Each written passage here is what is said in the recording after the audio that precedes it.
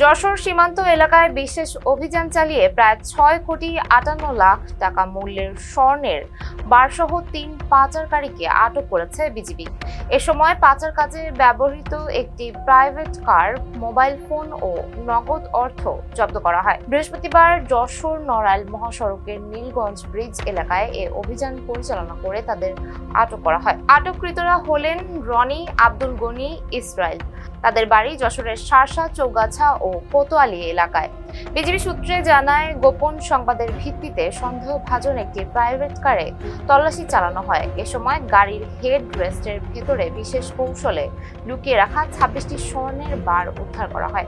উদ্ধারকৃত স্বর্ণের আনুমানিক মূল্য ৬,৩৯,৪৭,০৪০ টাকা। এছাড়া অভিযানে ব্যবহৃত প্রাইভেট কার, ৫টি মোবাইল ফোন ও নগদ ৭,৩২৭ টাকা জব্দ করা হয়েছে।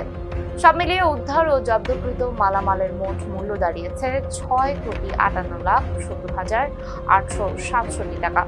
৪৯ বিজিবি ব্যাটালিয়ন পরিচালক জানান, প্রাথমিক জিজ্ঞাসাবাদে আটক ব্যক্তিরা স্বীকার করেছে ঢাকার আব্দুল্লাহপুর ও উত্তরা এলাকার চোরা কারবারিদের কাছ থেকে স্বর্ণের বার সংগ্রহ করে চৌগাছা সীমান্ত দিয়ে ভারতে পাচারের উদ্দেশ্যে নিয়ে যাওয়া হচ্ছিল।